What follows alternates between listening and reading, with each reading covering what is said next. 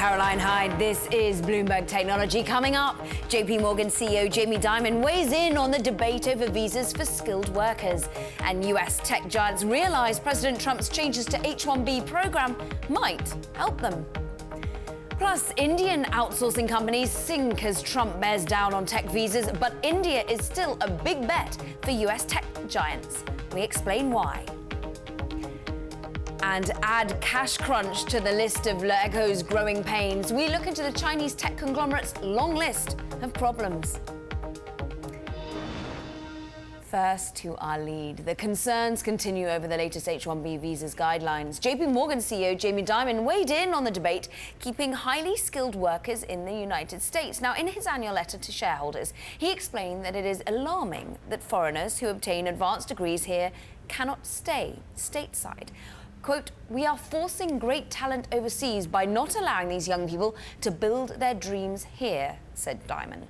Now, these remarks come just days after President Trump made it harder for companies to use H-1B visas. Critics of the program, like the president, say, well, the H-1B visa allows outsourcing companies to bring in lower-paid foreign workers. But these latest changes might just help US tech giants, interestingly. Here to dig into this is Bloomberg's Corey Johnson, and from Washington, Ron Hira, associate professor at Howard University, who's done extensive research into the H-1B visa program. Gentlemen, welcome. Corey, first to you, because I want to backtrack a little bit and just remind ourselves of really why there is so much kickback against the H-1B visa and how much it seems to help certain Indian outsourcing companies in particular. Well, first of all, you're right. The concentration is very much greatly on Indian workers, bringing Indian workers to work in these temporary jobs in the U.S. And the perception of that is, if you want to have American employment and American employment in high tech is terrible. But on the other hand, it is providing U.S. companies with workers they just can't find anywhere else. And the companies have to demonstrate that in order to get these workers. You know, these aren't new conditions the Trump administration is really adding here. The American companies have always had to show that the people they're bringing into the country are getting paid. They've tried to find American workers, that they posted a job, and that the pay is better than or similar to what an American worker would get if that person was available.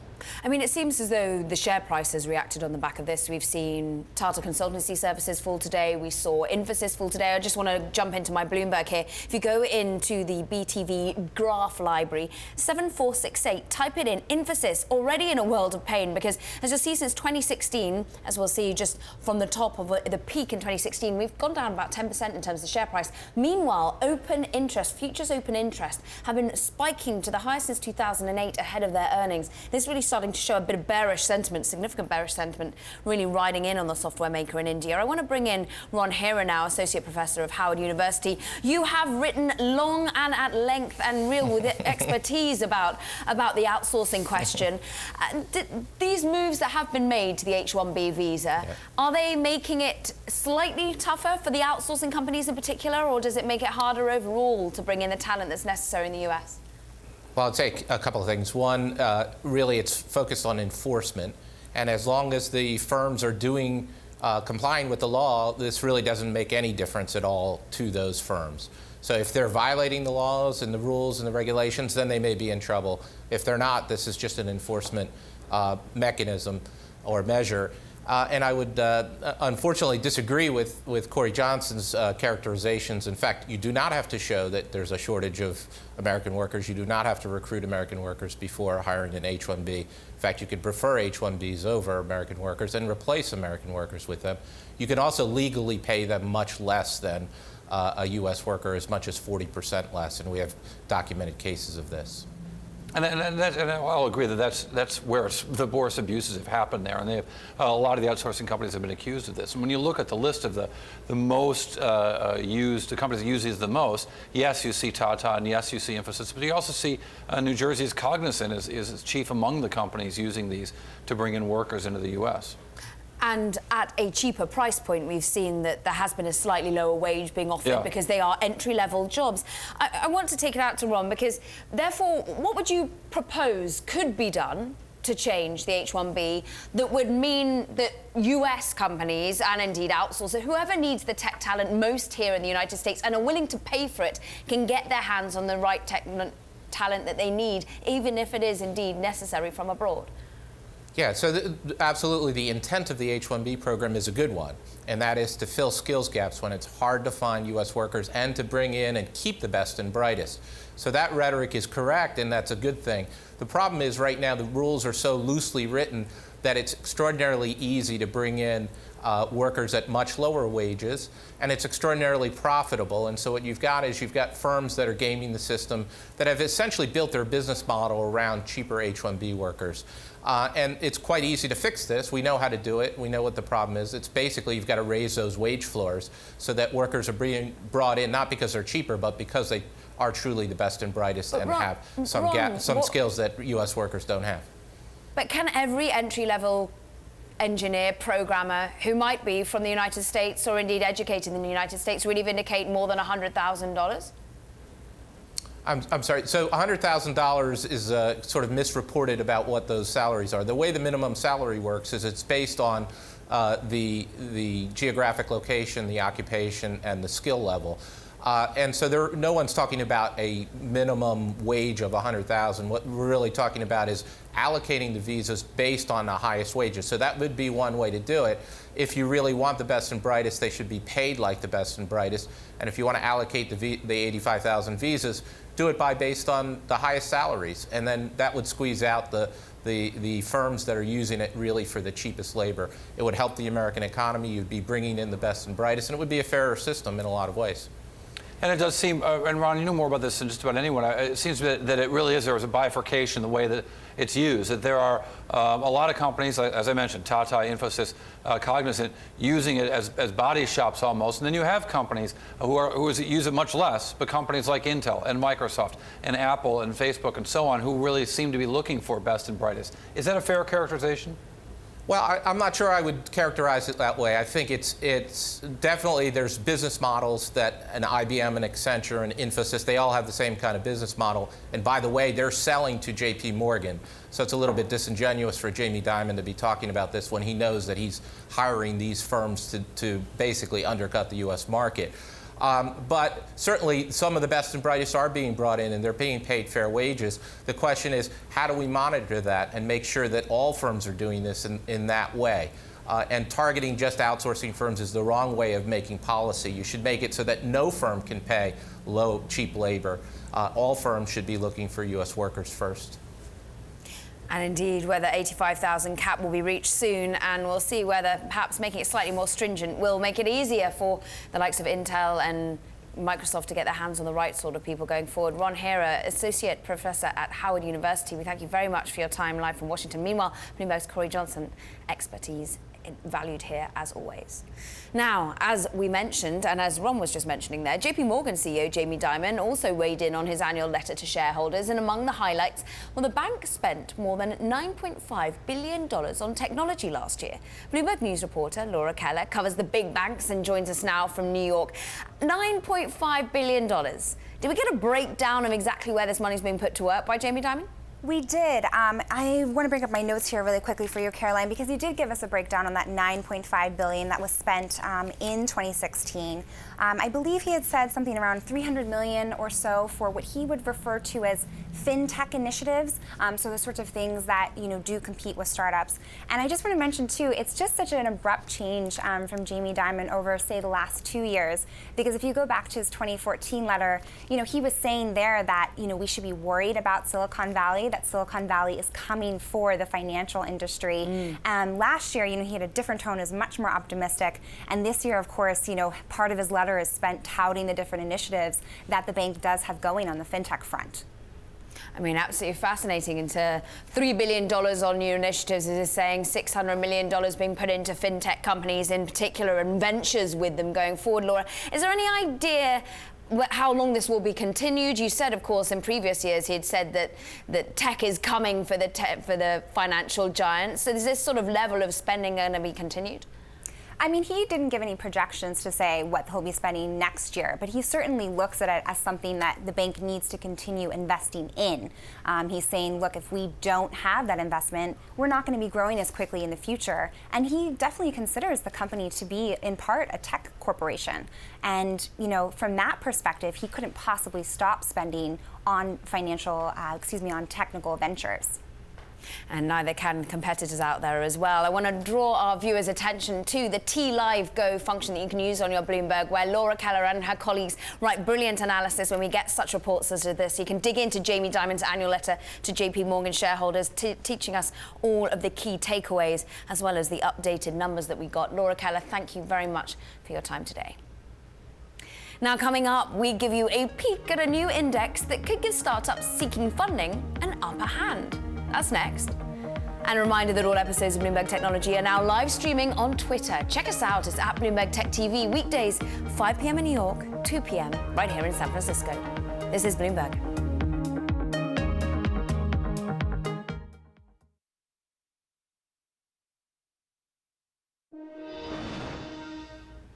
Now, when is the best time to fundraise? It's a major question almost every startup faces, and one a new index wants to help answer. The Goodwater Index aims to help consumer-orientated startup founders better understand the venture capital fundraising environment. It's created by the early-stage venture firm Goodwater Capital in the hopes of shedding light on private market investor sentiment. Joining us now to discuss is Chi-Hua Chien, who's co-founder and managing partner at Goodwater Capital. Wonderful to have you here to shed a little bit of light on this very murky area that is VC funding. And first of all, this is a data-driven approach. What data points are you taking to fill this index that you now have built? Right, so we looked at a variety of public and private data sources and back-tested them against 20 years of history to see which ones are most predictive of fundraising sentiment. And the ones that we ended up with are IPO, M&A, VC funds raised, deal activity, and ultimately the PE at which public companies are trading. And when you put all those together, you get an index which is highly correlated with the sentiment of Sand Hill Road.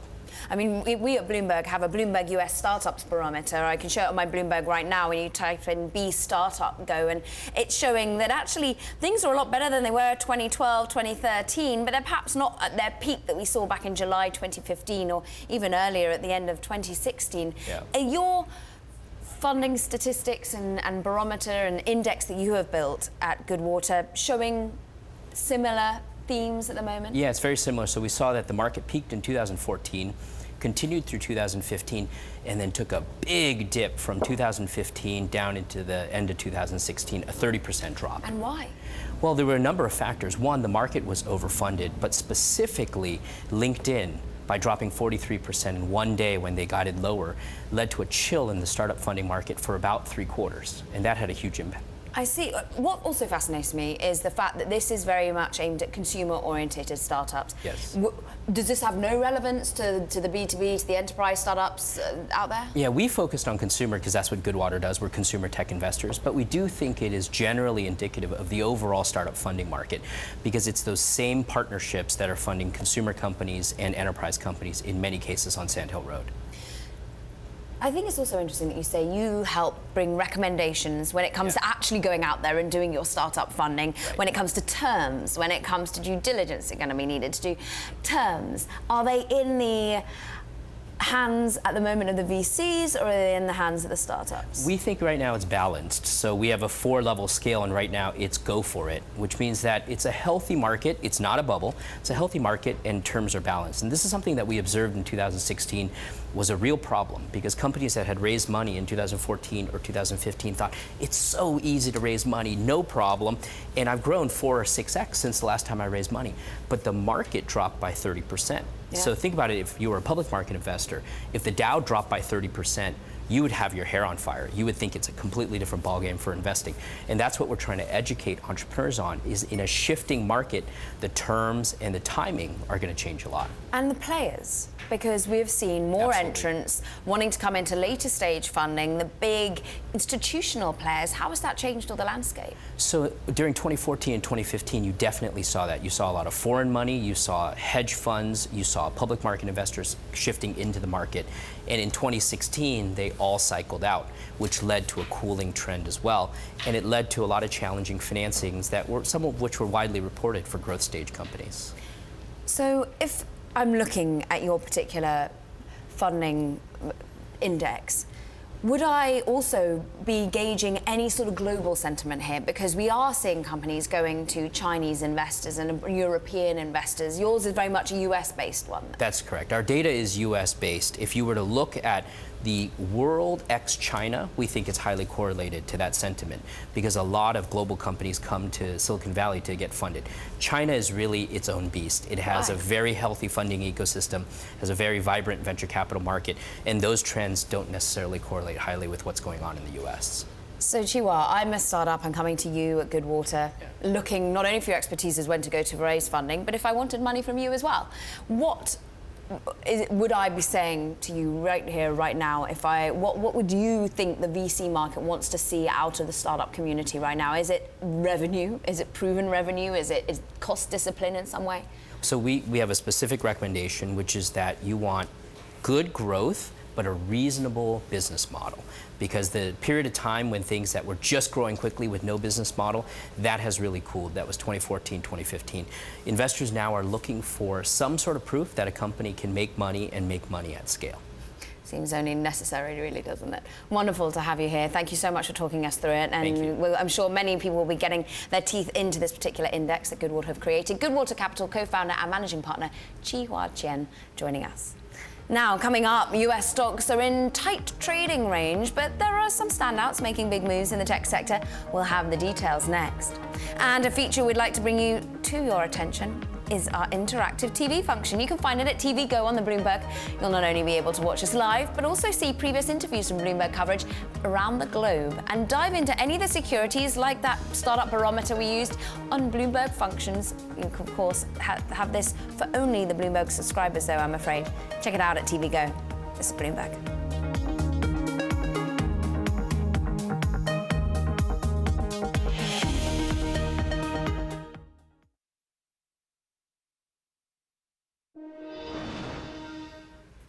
Now, a story we're following for you. A federal judge has blocked a Seattle law that allows Uber and Lyft drivers to unionize. The U.S. Chamber of Commerce had asked the judge to block the ordinance before it goes into effect, arguing that the rule improperly treats independent contractor drivers. Uber and Lyft are members of the Chamber of Commerce. The city of Seattle, on the other hand, says, well, collective bargaining would create a safer, more reliable industry. Meanwhile, Tuesday was a pretty tight trading session in the United States. For the majors, the Nasdaq barely moved the needle, but there are some standouts in the session. Let's get into them with Bloomberg News stocks reporter Abigail Doolittle, wrapping up the trading day as well as always, Abigail, and give us a sense of what really actually was on the move. Well, Caroline, you know, it was really a very quiet day overall for the major averages. As you mentioned, we had the major averages of the Dow, S&P 500, and the Nasdaq all finish higher fractionally, this after whipsawing between very small gains and losses on the day. One of the smallest trading ranges on the year, in fact. So let's hop into the Bloomberg and take a look at #BTV7467. Each of these yellow bars represents the full trading range on the day for the Nasdaq this year, and we can see that today's range is below that pink line, one of the 10 smallest ranges this year. So again, investors really don't have a lot of conviction, at least today, after some of the volatility that we've seen in some of the other sessions represented by those bigger bars. Where we did see some action, though, both Amazon and Alphabet. Amazon finished up more than 1.7%. Alphabet finished down 0.5%. This after BMO cut Alphabet to a market perform from an outperform, basically saying that they see headwinds for Alphabet from Amazon relative to ad revenue growth. So pretty interesting there. And the firm BMO, Dan Salmon, the analyst there, also saying that Amazon is his top pick in that big internet space. Now, speaking of that big internet space, it is absolutely on fire this year, Caroline. Let's hop back into the Bloomberg and take a look at #BTV6742. This is the FANG trade this year, with the exception of purple. That's the S&P 500.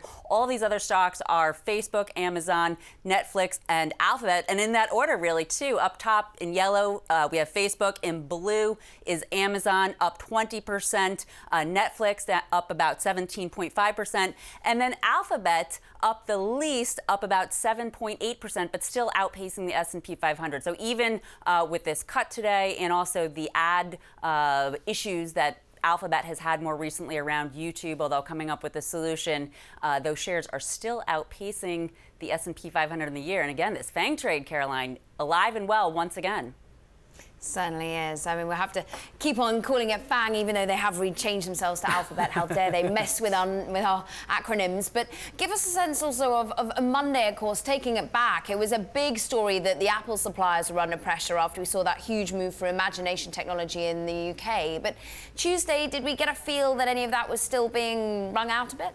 No, that actually really pretty much went away. And in fact, we did see an upgrade over at Pacific Crest that helped for both Cirrus Logic and also for Skyworks, two of those Apple suppliers that did fall in Monday's session after Imagination Technologies plunged 60% on the news that Apple will be cutting them off over the next 2 years. The analyst there at Pacific Crest, he is saying that channel checks show accelerating growth. And interestingly, on the same day, Pacific Crest, another analyst over at Pacific Crest actually cut the shares of NVIDIA. They're recommending that investors instead go into Skyworks.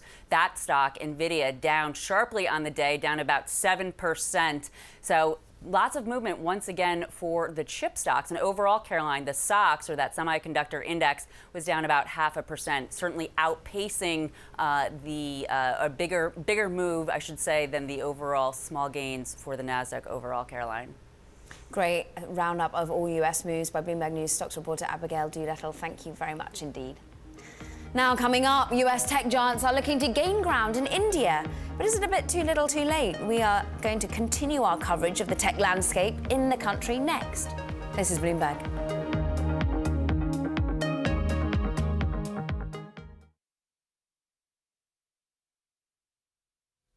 I'm Elisa Parenti, and you're watching Bloomberg Technology. Let's start with a check of your first word news. Marine Le Pen supporters would pick Emmanuel Macron as their second choice, even though both have clashed on major issues. That is according to a French public opinion poll, which found among those backing the far-right candidate, 27% picked Macron as their fallback candidate. Ecuador's National Electoral Council says incumbent party candidate Lenin Moreno has won the country's tight presidential election. Challenger Guillermo Lasso had been contesting the results, alleging electoral fraud. He is also asking supporters to take to the streets in protest. The AP reports Russian investigators believe a 22-year-old suicide bomber born in the former Soviet Republic of Kazakhstan was behind yesterday's deadly bombing on the St. Petersburg subway. Officials say the death toll stands at 14, including the bomber. Britain's Theresa May wants to increase trade and security ties with Saudi Arabia. She's on a 3-day trip, first to Jordan and then to the Saudi capital. May brushed aside calls from lawmakers to suspend arms sales to the Saudis because of the kingdom's airstrikes in Yemen.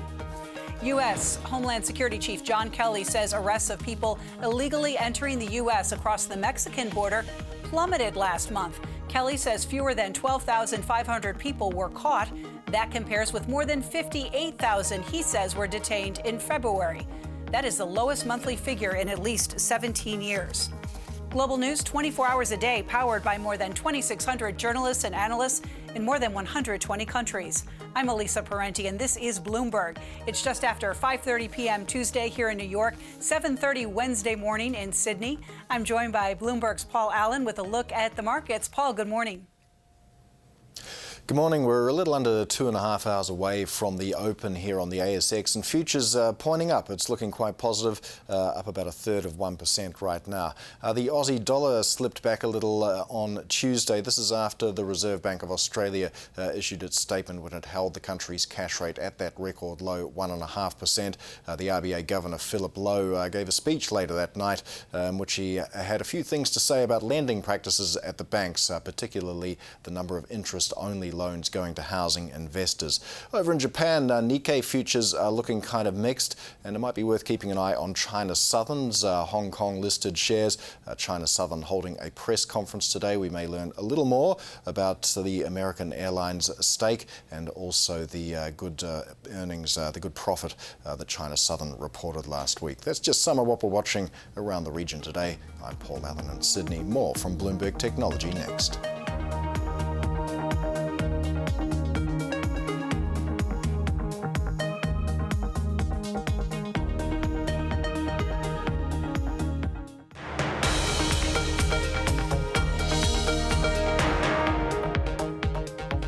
This is Bloomberg Technology. I'm Caroline Hyde, and our top story this hour, fallout from new guidelines for the US work visa program. Shares of Indian-based outsourcing firms that use those H-1B visas fell in Tuesday trading. One example, Infosys, down over a percentage point, and Tata Consulting also down 1% on concerns that changes may impact their hiring costs.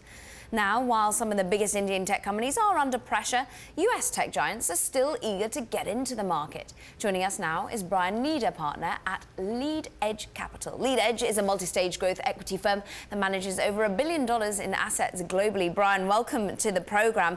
And first of all, I want to get your take on some of the bigger tech giants that we've seen, Apple over the weekend, Amazon and the like, all trying to get into India to varying degrees of success. Who's got the right tactics here?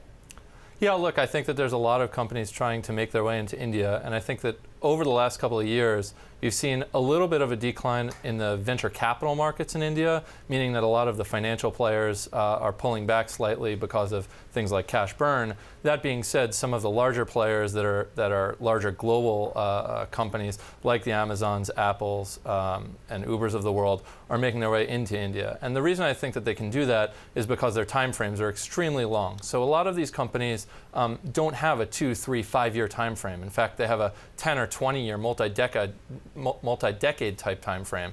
And in those circumstances, they could actually play there. And so you see Apple, as an example, trying to get into the smartphone market. It's difficult because a lot of the folks in India don't have as much money to spend on smartphones, and obviously the Apple phone is much more expensive than some of the lesser priced Android units, but they're trying to make their way there. And then, Amazon, for sure, they've spent a lot of money and a lot of time building out their practice over in India. So if you look at what's gone on, there's Flipkart, there's Snapdeal, but Amazon has been the one in retail that has really taken the lead with massive spend. And so about 3-4 years ago, they pledged to spend $2 billion in the region. Last year, there were a lot of news reports that said that the $2 billion had been spent and that they pledged another $3 billion over time. And the reason why they want to do this is because India is really one of the last great frontiers out there. Some of these companies might have lost out in China. They feel like growth is tapped out potentially in North America. And they see India, a country with a population of 1.2, 1.3 billion people, as a way in which to continue to bolster growth and ultimately make a profit. I mean, Amazon maybe felt it lost out in China to one of your own portfolio companies, Sure. which is Alibaba. How much do you think Alibaba will directly enter India, or will it remain an investor in startups in the country, but perhaps not go directly in to tackle the market?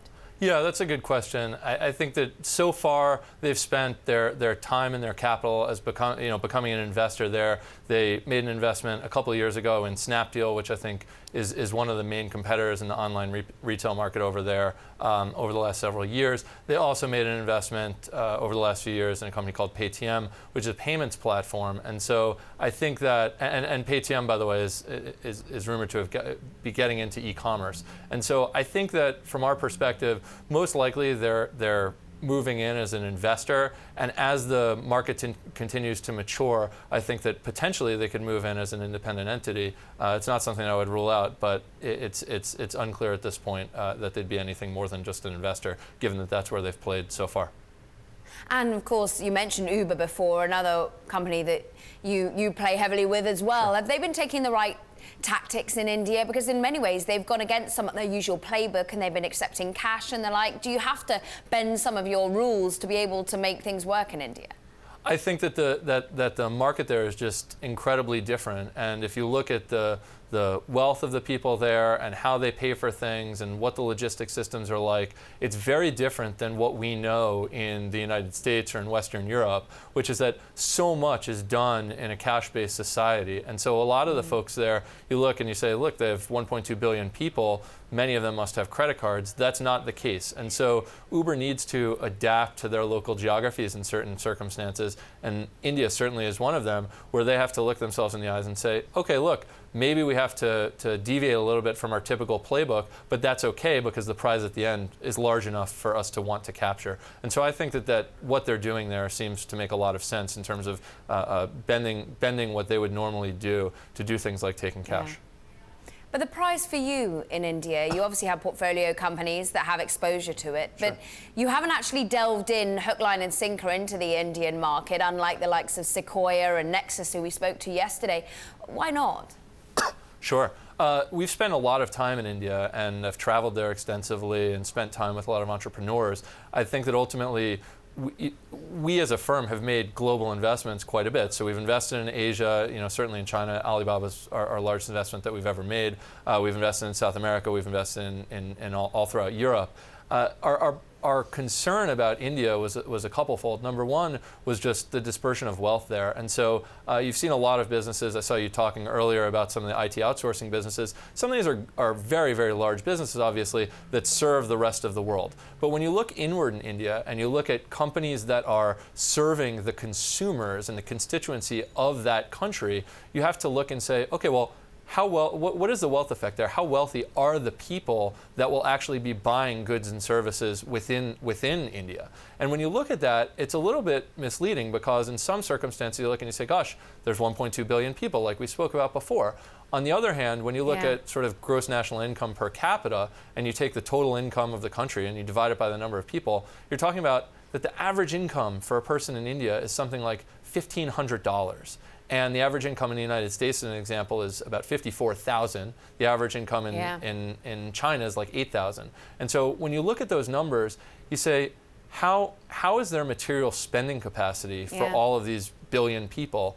And for us, it's a little bit of a concern that the market might not be there quite yet. Over time, it could continue to grow, but right now, that's how we feel. The other thing that I'd point to is cash burn. It's just the businesses have been spending a lot of cash on building, and oftentimes the unit economics just don't work at this particular juncture.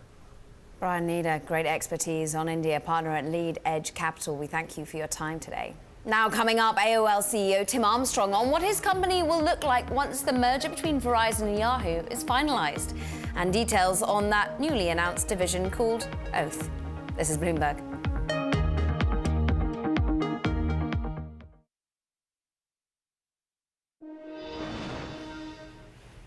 Verizon will introduce a new division called Oath this summer. It's a debut that coincides with the telecommunication giant's merger of its AOL unit with Yahoo's internet assets. Now, AOL CEO Tim Armstrong announced the news Monday on Twitter, saying the new unit will oversee more than 20 brands, reaching over 1 billion consumers.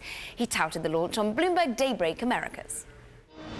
We're launching much like a Berkshire Hathaway or Procter & Gamble. We have a B2B brand in Oath, which is a value-based brand that allows us to highlight. It actually clears the lane for us to really promote Yahoo and AOL and TechCrunch and Huffington Post and MoviePhone.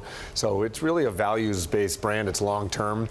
Some of the reaction you see to the brand, I think, is very short-term thinking, and we're a long-term company. We've done really long-term strategies. So we're big believers in brand and huge believers in long-term commitment to talent, which is what Oath is about. Yeah, besides being a great executive, you're also pretty good at marketing. And boy, get this much attention, this much this let me tell you something. People have been saying, how much did they spend on this? There's some free advertising going on here. We basically have not, we developed a brand in-house. Last 24 hours, we've probably gotten $50 million worth of brand marketing for it.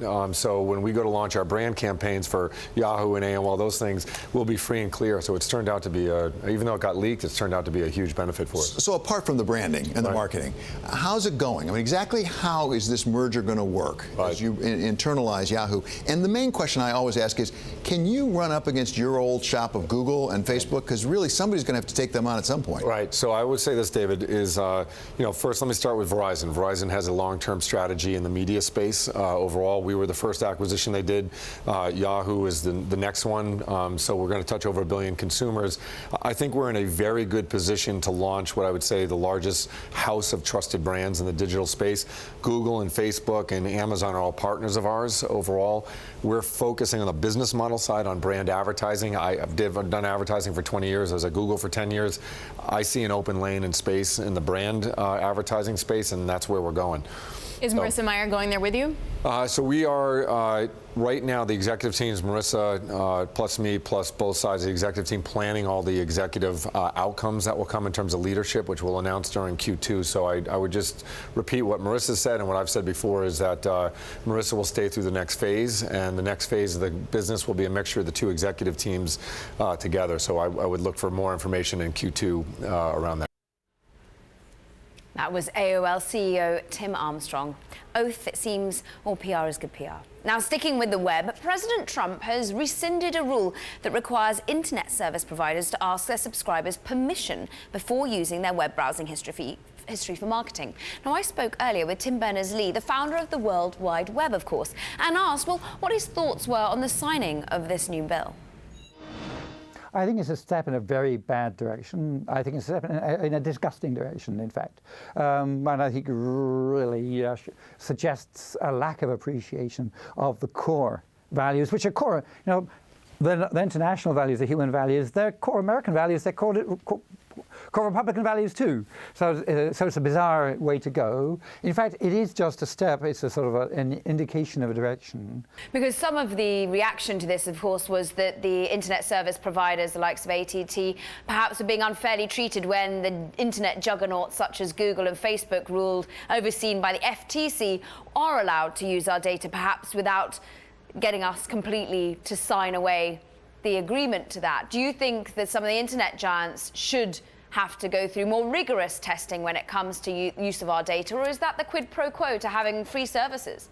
Yes, it is a good idea for the internet giants like the big social networks and the search engines to be subjected to serious constraints over user privacy and user data. That doesn't mean that they're the same as AT&T or Comcast. AT&T and Comcast, their job is to deliver the bits. When you see the unfoldings of fake news, which is now so prominent in our discourse, is this something that you ever felt the World Wide Web would be in a state of at the moment? Is this something that you think is being reacted to in the right way?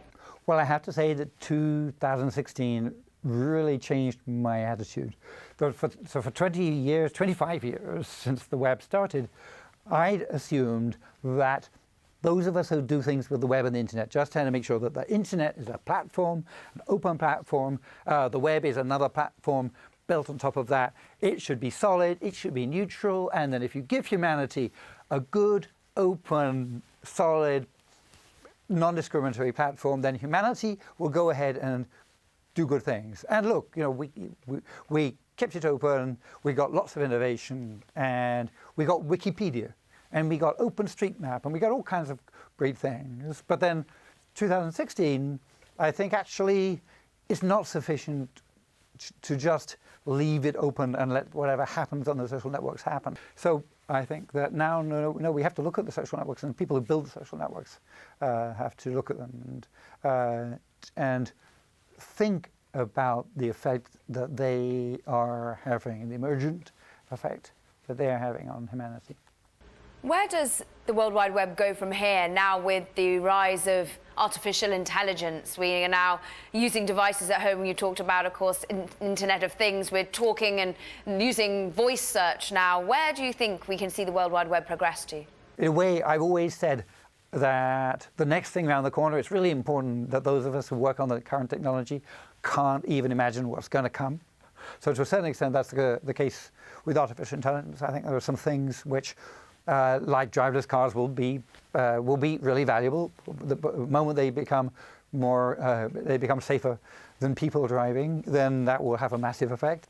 There's another thing when the AI starts doing the jobs which make the decisions. When the AI starts to become a judge. When the AI, for example, when it's inside a social network and it's deciding what's a good news story for you to read, already it has a lot of power. So when that sort of thing starts being done by AIs, then a lot more interesting questions, more serious questions about what's happening to society and to what extent human beings are in control of it. And I think the questions that people like Elon Musk and Bill Gates are asking about what happens if the AIs get smarter than us, I think those are good questions to ask. That, of course, was Tim Berners-Lee, founder of the World Wide Web and newly announced winner of the prestigious Turing Award, often referred to as the Nobel Prize of Computing. Up next, a Chinese conglomerate which grand plans to be the next Tesla, Netflix and Apple all in one, but it's facing a serious cash crunch. Details next. This is Bloomberg.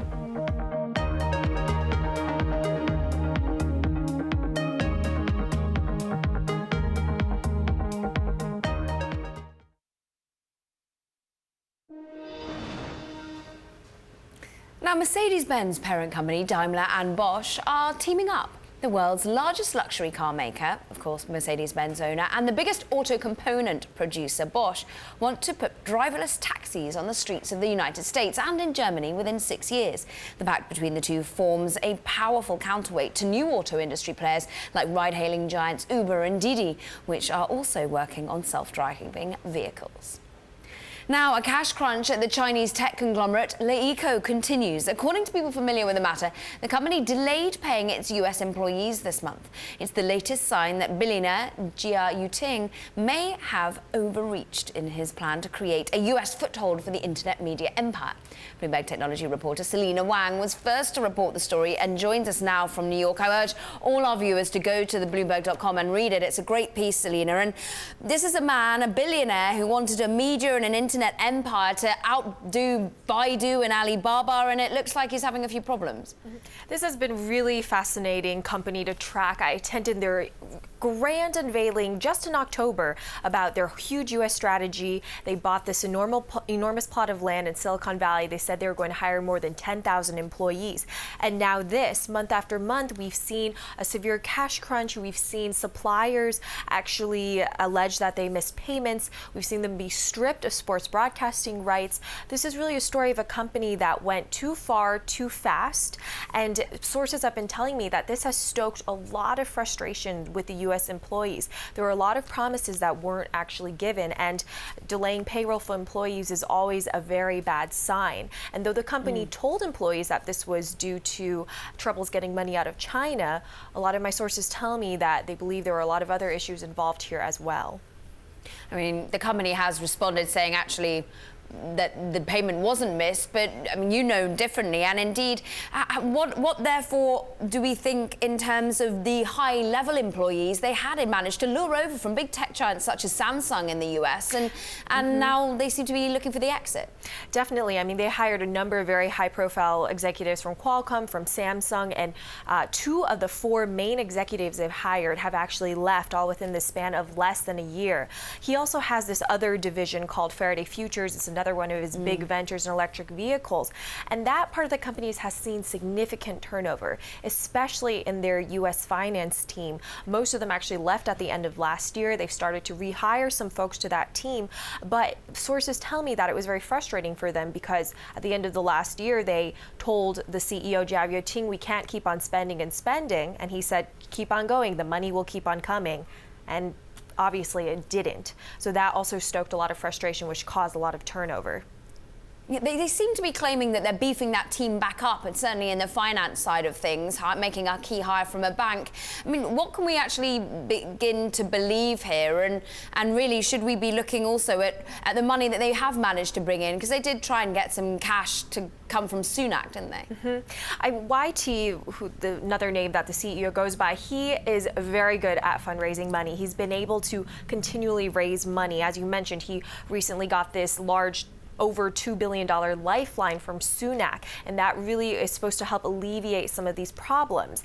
But one of the issues is that most of this money is coming from China. They have ambitions to raise money in the U.S. and eventually list in the U.S. In order for U.S. investors to feel comfortable investing in this company, they really need to start cleaning up the situation, getting some cash flow. As far as we know, the only profitable entity is the main publicly listed one in China. And with Faraday Futures, as you said, what can we expect from them? Well, hopefully the new CFO is able to bring in a new team to fix some of the problems, but they don't really have a real product out yet, so there's not very much to go off of at this point. Selena, we'll wait for your next installment. Fascinating reporting from Bloomberg technology reporter Selena Wang there.